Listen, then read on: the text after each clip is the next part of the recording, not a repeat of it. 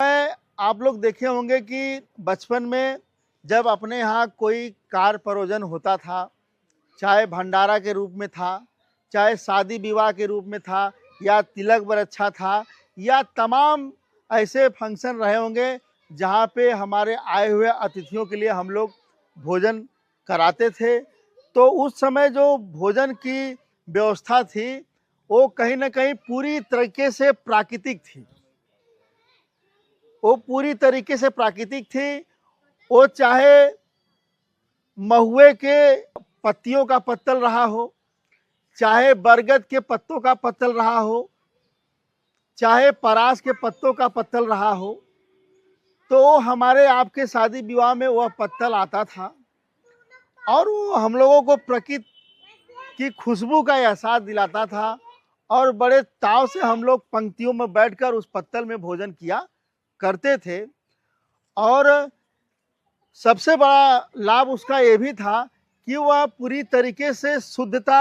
और वो प्रकृति की गोद से आता था और फिर प्रकृति की गोद में चला जाता था। उससे किसी भी प्रकार का प्रदूषण नहीं फैलता था। और सबसे बड़ी चीज़ उसमें ये जुड़ी हुई थी कि उस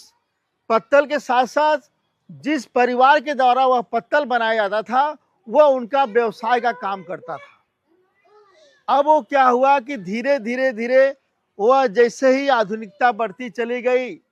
और लोग अपने प्रकृति से दूर होते चले जा रहे हैं, तो हमारा जो बनाने का वीडियो उद्देश्य है, हम ये नहीं चाह रहे हैं कि नहीं आप एक किसी चीज़ में आप परिवर्तन ला सकते हैं, लेकिन इतना आप लोग ज़रूर ध्यान दीजिए कि जो हमारे और आपके भरोसे लोग बैठे हुए हैं, जिनका हमारे और आपके द्वारा जीविकोपार्जन का कार्य चल सकता है, उनका जीवन चल सकता है,